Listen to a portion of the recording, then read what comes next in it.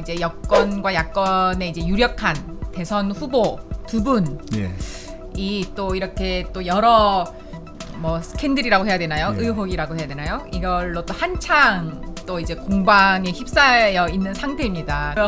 한 후보의 발언 한마디 발언 때문에 모든 것이 다 묻혔다 이렇게 할 정도로 이게 굉장히 또 이제 큰 이슈가 되고 있습니다. 대통령 후보로서 자격이 있느냐 이런 이제 문제 제기가 돼버릴 수밖에 없는 좀 대통령 후보로는 적절치 못한 해명이었다.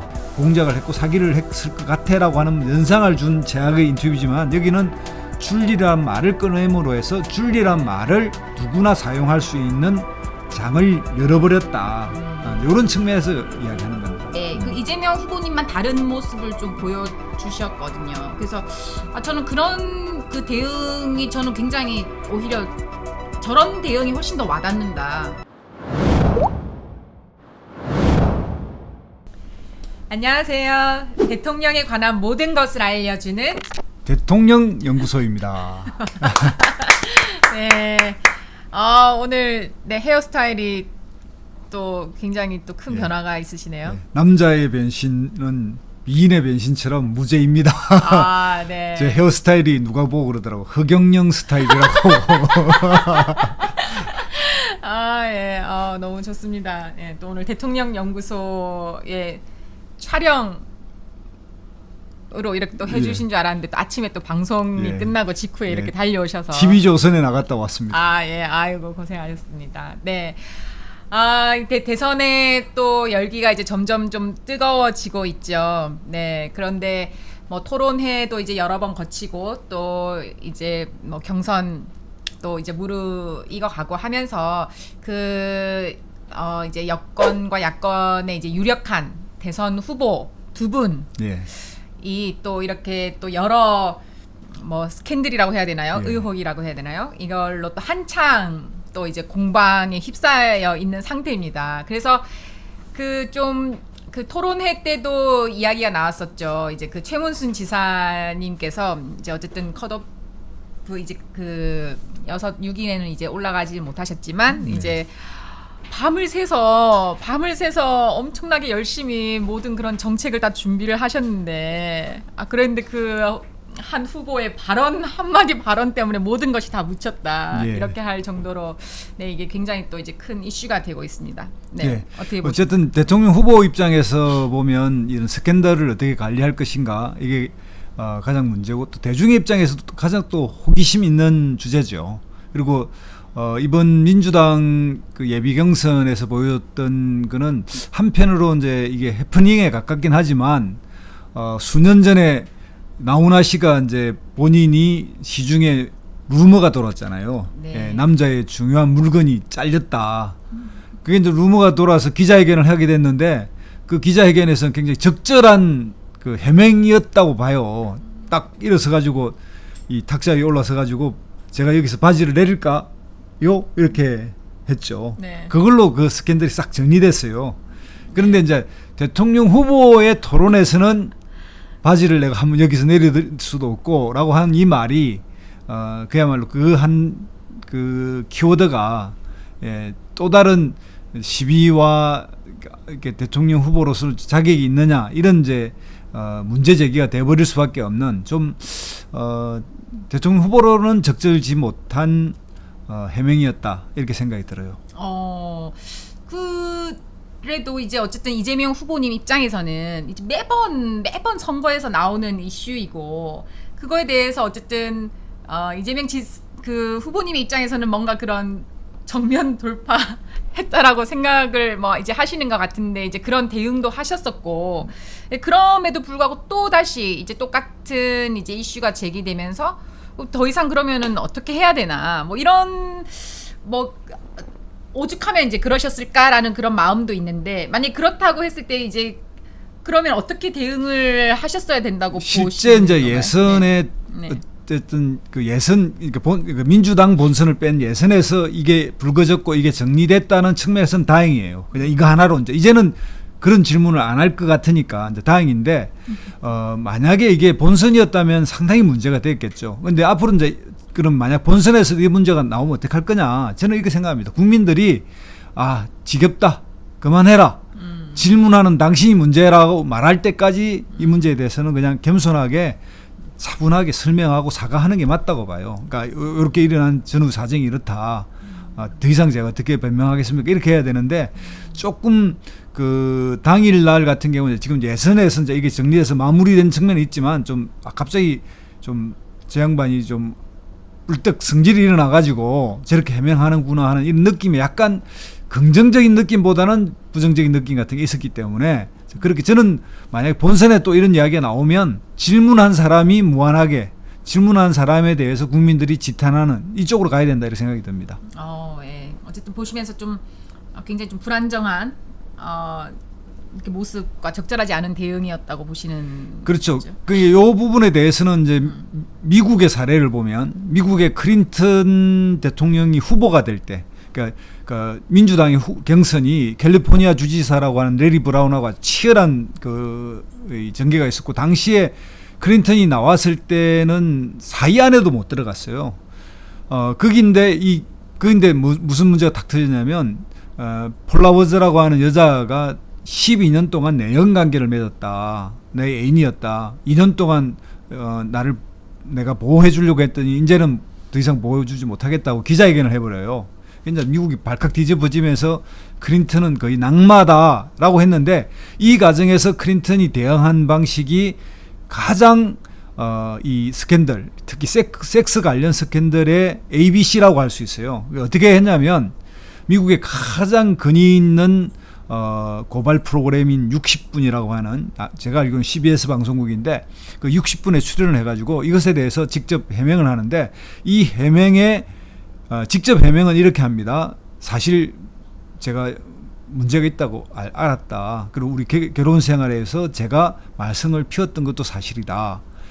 그러나 이 문제에 대해서 저는 더 이상 미국인들이 느끼듯이 이게 문제라고 느끼는지 않은 사람이 없을 것이다. 이건 더 이상 내가 이것에 대해서 이 문제를 제대로 해결해 나갈 수 없다고 생각한다면 여러분들이 판단해 달라. 뭐 이런 정도로 이야기했는데 클린턴 이야기보다 더 핵심은 뭐냐면 힐러리가 직접 해명한 거예요. 힐러리 해명을 좀 보면 힐러리 해명을 직접 한번 조금 읽어드리면 제일 좋을 것 같은데 여러분은 어떻게 하실래요? 이런 상황에서 여기서 결혼 생활을 밝히는데 전혀 꺼리낌이 없는 미국의 가정은 많지 않을 것입니다. 누군가의 유행가 가사처럼 남편 곁을 지키려고 하는 게 아니다. 이 사람을 나는 사랑하고 존중하며 우리 함께한 세월을 이 사람을 사랑하고 존경하며 우리가 함께한 세월을 존중하는 것이다. 그래도 여전히 불만이시라면 그냥 이 사람을 뽑지 마세요. 라고 힐러리가 이야기하면서 남편에 대해서 사랑과 존경 그리고 결혼 생활을 존중한다 이렇게 정리하면서 네. 굉장히 모범 답안이라고 할 수도 있겠고 근데 이제 사실 근데 힐러리의 이제 이후에 이제 회고록에 보면 사실 이제 클린턴의 목을 비틀어 죽이고 싶었다 이런 얘기까지 그 엄청난 그 분노를 숨기지 않고 드러냈지만 아무튼 그 당시에는 바로 이제 여전히 믿고 여전히 이제 존경과 신뢰를 보낸다. 그리고 일주일 뒤에는 이제 또 가족 여행 아주 그 화목한 가족 여행을 일주일 뒤에 떠나는 그런 모습을 보여주거나 이렇게 굉장히 어쨌든 그 힐러리 또 굉장히 좀 어쨌든 근데 그 하나 수정해야 되는 건 목을 비틀어 죽이고 싶었다는 거는 대통령 시절에 90 그때가 아마 96년인가 로인스키 사건이 나서 대통령 시절에 다시 또 성스캔들이 났거든요. 그때도 이제 힐러리가 그 해명했는데 그때 이제 진짜 목을 비틀고 싶었죠. 후보 때는 안 했어요. 아유 그래도 왜 그런 마음들이 왜 다 없었겠습니까? 어쨌든 그 클린턴의 그런 그 위기의 대응은 어쨌든 그 힐러리의 큰 역할을 했고 힐러리의 인내가 또 큰 그런 측면에서 보면 지금 그 여권 대선 후보 1위를 달리고 있는 이재명 후보에게도 사실은 여배우 스캔들이 있었고 이 부분을 이 경우는 하고는 좀 다르지만 이것도 잘 넘어간 사례가 된 게 바로 종편에 동상이몽이라고 하는 프로그램이 있었어요. 이 부부가 둘이 동시에 출연한 다큐인데 이게 이제 60분은 미국 클린턴은 짧게 나왔지만 이분은 그 다큐 유튜브로 방영되는 리얼리티 다큐 프로그램에 제가 알기로 한 3달 정도 계속 매주 이렇게 나오는, 그러니까 한 부분만 나오는 게 아니라 한 3부부 정도 이렇게 나오면서 이렇게 진행하는 부분인데, 진행하고 또 나와서 패널 식으로 모여서 서로 그 뒷이야기도 하고 뭐 이런 프로그램인데, 그걸로 여배우 스캔들 이런 부분이 상당히 많이 희석됐고, 네, 그런가요? 그렇게 네. 볼 수 있어요. 네. 저는 보지 못했는데 꼭 저도 챙겨서 한번 봐야 되겠네요. 다시 새로운 모습을 또 볼 수 있는 기회가 되겠네요. 아니, 근데 이제 좀 저는 너무 이 대통령 이 선거 시즌에 물론 이제 뭐 호기심을 갖거나 뭐 그런 부분이 중요하다라고 이제 얘기되는 것도 있지만, 너무 이제 이 정책 부분은 너무 사라지고 이제 네. 그쪽만 부각이 된 게 아닌가. 사실 뭐 프랑스나 이탈리아의 경우로 보면, 사실 프랑스는 뭐 드골 대통령, 이제 뭐 지금 현직 대통령 이외에 드골 대통령 이외에 그 역대 대통령 모든 대통령이 다 뭐 어쨌든 그 뭐 불륜 스캔들 뭐 또 네. 정부가 있었고 뭐 그렇게 했지만 한 번도 그게 정치 생명에 타격을 준 적이 없었거든요. 오히려 만약에 뭔가 그런 공금으로 초콜릿 하나를 샀다 뭐 이러면 완전히 뭐 이렇게 정치 생명이 끝날 수는 있지만, 이제 그 개인의 뭐 자유를 이제 그 보장하는 것처럼 대통령의 사생활에 네. 대해서도 이제 좀 굉장히 관대한 편인데, 뭐 이탈리아도 그 뭐 베르니쿠스 그 대통령도 엄청나게 많은 그 여성과의 그 스캔들이 있었지만, 오히려 그 뭔가 정력적인 대통령 이런 네. 이미지로 되게 인기도 누리고, 예. 뭔가 그런 거를 좀 분리해서 생각하는 것도 좀, 우리도 만약에 그런 쪽으로 가는 것이 오히려 그 굉장히 그 공적인 일에는 아주 엄격하게 적용을 하고, 좀 사생활 부분은 뭐 이제 그런 부분이 있을 수도 있다. 뭐 우리도 이렇게. 조금은 바뀌고 있죠. 우리가 이제 그런가요? 간통법이 폐지됐기 때문에 이제 법적인 문제는 없죠. 간통법이 폐지되기 전에는 도덕적인 문제, 이제 그 법적 문제였지만 이제 폐지됐으니까 이제는 도덕적 문제 정도인데, 이 경우에 우리는 이제 지금 이제 대통령 후보들을 검증해가는 과정에서의 그런 스캔들 문제를 또 한 번 더 봐야 되는데, 미국에서도 이제 이 힐러리 클린턴 문제 같은 경우에는 그 뒤에 이제 뉴 햄프셔주의 예비 경선에서 힐러리가 연설을 해요. 자, 이렇게 그러니까 우리 가족 생활에 대해서 관심이 많고 이 문제만큼으로 나라를 이끌 수 없다고 한다면 당신들 우리 남편을 뽑지 마라. 이야기를 힐러리가 직접 연설하고 그래서 그런 식으로 이제 이렇게 넘어갔고요. 그게 이제 그렇게 해서 예비 경선을 시작하면서 이제 극복해 나간 사례가 있고, 또 하나 이제 지금 이제 윤석열 후보 같은 경우에는 최근에 들어봤지만 이제 후보 부인이 출마하는 당일날 언론과의 기자회견에서 나는 줄 리가 아니다라는 말을 해버렸잖아요. 이것은 미국의 닉슨 대통령이 워터게이트 사건이 났을 때 이 사건의 중간에 이제 국민들로부터 의구심을 가지게 한 결정적 말이 나는 사기꾼이 아닙니다 거든요.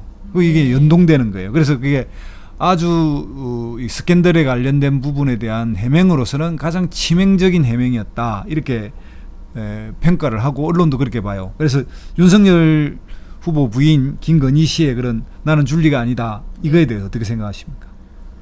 저는 사실 뭐 아니 이미 그렇게 뭐 윤석열 엑스파일 뭐 이렇게 해서 다 떠돌고 있고, 그거에 대해서 다 뭐 이미 알고 있고 어떤 내용인지 뭐 보지 않아도 뭐 들은 바들도 다 많고 이렇게 다 떠돌고 있는 상황에서 근데 그게 아무것도 없는 것처럼 마치 그냥 그거에 대해서 대응하지 않는 거가 오히려 더 좀 그거를 불러일으킬 수 있다, 의혹을. 근데 만약에 본인이 그 이야기를 들었고 접해 들었고 그 소문을 들었고 이런 얘기들이 엄청나게 떠들고 있다라고 한다면 뭐 적극적으로 아니라고 먼저, 그러니까 물어보기 전에 먼저 얘기할 수도 있다라고 생각을 해요. 그래서 저는 그거에 대해서 엄청나게 막 다들 그 최악의 대응이었다, 줄리가 아니라고 하는 순간 다들 줄리밖에 생각이 안 난다 뭐 이렇게 하면서 그건 너무나도 최악의 대응이었다고 얘기는 하지만, 저는 아니 뭐 그걸 들은 입장에서 뭐 그걸 가만히 그냥 침묵하고 있는 것보다는 뭐 아니라고 하면 그러면 그게 아닐 수도 있겠구나, 소문일 수도 있겠구나. 근데 만약 대응을 안 했을 때는 그게 그럴 수도 있겠구나 뭐 이렇게 돼버린 게 있고, 실제로 또 그렇게 생각을 하는 사람들도 많았다고 하니까 저는 그렇게까지 최악의 대응은 아니었다고 생각했습니다. 전후 맥락을 보면요, 네. 이제 이거는 그 뉴스버스를 그 이제 발행인이 나와서 언론에서 이야기한 건데 본인들이 이 문제의 초점이 이 줄리나 호스티스 이 문제가 아니었다는 거예요. 그전 이제 김건희 씨와 그 어머니 장모의 모해 위정 문제에 대한 그 1억 원을 들고 간 사건을 이제 취재하는 연락을 하다가 이게 우연히 튀어나온 이야기래요. 그러니까 윤석열 캠프에서 부인의 이런 일정 관리와 인터뷰 관리를 하지 못한 상황에서 이게 이 일이 벌어진 거예요. 그런 측면에서 보면 이제 이 부인에 대한 이 대선 후보로서 부인 관리가 안 됐다는 점이 하나 있고요. 그다음에 두 번째로는 이제 이 해명은 저도 개인적으로 이분이 뭐 결혼 전에 뭐 몇 사람과의 동거라든지 무슨 호스티스다라든지 줄리라고 불렸다는 건 중요하다고 생각하지 않아요. 그런데 이 과정에서 일부 지금 유튜브들이 이야기하듯이 그 동거의 과정이나 이런 것이 본인들의 경제적 이해를 위해서 소위 로비를 하고 그 뒷배로 활용하기 위해서 특정 검사와의 동거라든지 이런 걸 했다는 거예요. 그리고 또 지금 윤석열 후보하고도 결혼 전에 또 그런 동거가 있다고 주장하고 있고 또 그 동거한 그 주택이 삼성전자가 7억 원의 전세권을 설정해 놓았다는 것, 뭐 이런 것들이 연동되어 있기 때문에 단순히 이거는 그냥 사인 간의 연애, 담, 네, 사생활 문제만은 아니다. 네, 저는 그래서 네, 그런 부분이 굉장히 저는 좀 분리해서 생각을 해야 된다고 생각을 하고 네.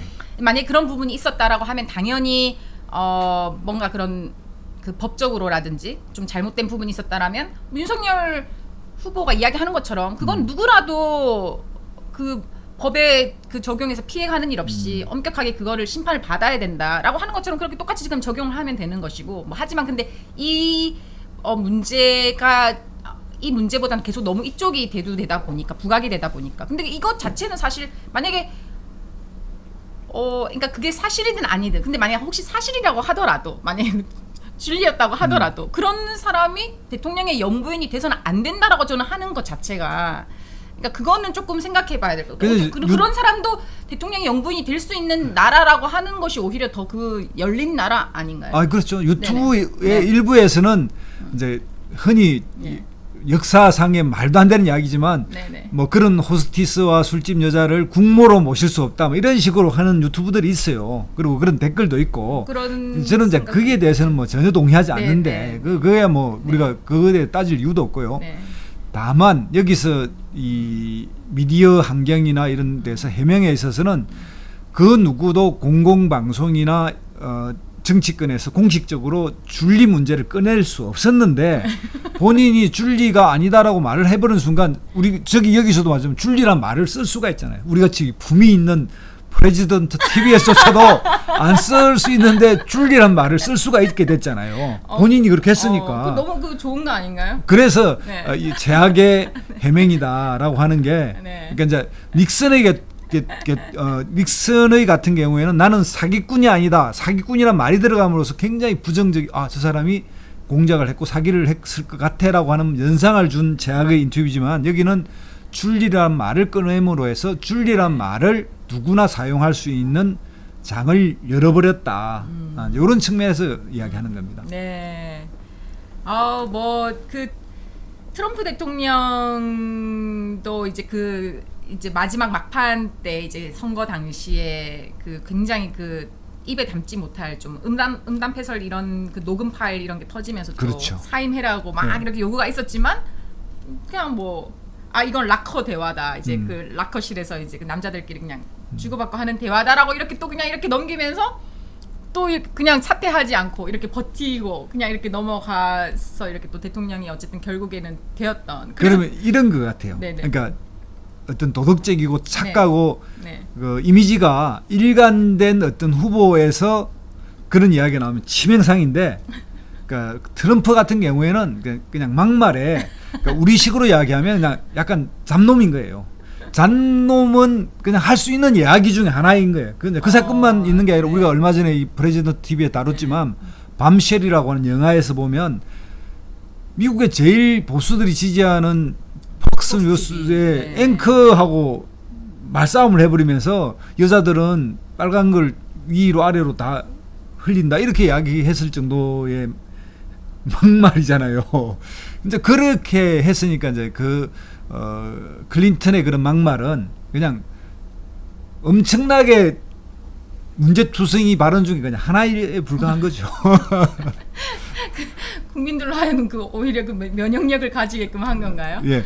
근데 또 이제 우리가 한 번 더 봐야 되는 건 이제 네. 클린턴이 이런 네. 아까 이야기한 섹스 스캔들만 있었던 게 아니라 병역 거부가 있었고요. 또 마약 흡입이 있었어요. 그러니까 3개나 있었는데 이걸 극복하고 4등짜리가 1등 되는 과정에서 병역 거부 같은 경우는 어떻게 대응했냐면 이게 이제 23살 때 자기 친구한테 쓴 편지가 공개된 거예요. 그 편지의 일부만 그러니까 군대 가기 싫은 마음 이런 게 좀 표현되어 있는 그런 내용이고 그런 것 때문에 이제 영국의 로저 장학생 유학 같은 그런 과정이 나오는 건데 거기에 대해서 클린턴은 뭐냐면 전문을 공개해서 내가 얼마나 미국을 사랑하고 애국적인 마음이 있다라는 그 23살짜리 젊은이의 심정을 그대로 공개를 하는 방식으로 이걸 이제 극복을 했고요. 굉장히 잘 대처를 잘. 예, 마약 문제는 어떻게 해결했냐면 미국의 유명한 그냥 지금 같으면 한국 같은 MTV 같은 그다음에 종편 같은데 유명한 음악 오락 프로그램 이런 데 나가가지고요 섹스톰도 불고 길거리 농구도 하고 이래 신세대의 대통령 후보상을 보여주고 거기에서 질문을 막 해요. 그 마약 문제 다시 한번 이야기해 줄 수 있냐 이러면 이렇게요. 그러니까 클린턴이 색스폰 아주 잘 불잖아요. 색스폰을 불면서 내가 알았지만 호흡을 이렇게 들였다 냈다 하지 않으면 죽는다는 걸 안다. 그래서 나는 내뱉고 들여 마시는 법을 안다. 그러니까 마약을 나는 내뱉고 흡입하는 과정에서 흡입하지는 않았다. 이제 이렇게 이야기를 해요. 그러면서 하여튼 이제 본인은 한두 번 하다가 젊은 시절에 네. 안 했다. 그걸 이제 이야기한 거에 불과하다. 이러면서 오히려 그 미국의 정치 평론가, 우리 한국 같으면 여의도 평론가들에서는 이제 막 최악의 대항이고 이제 뭐 클린턴 끝났다 그랬는데 오히려 지지율이 23% 급등을 해요. 솔직하다. 신박한 또 대응이었네요. 네, 젊은 신세대 입장에서 봤을 때는 우리하고 호흡하는 사람 이제 이런 이미지가 그쵸. 만들어지고 그렇죠. 동질감도 느껴지면서 또 그런 일이 있었군요.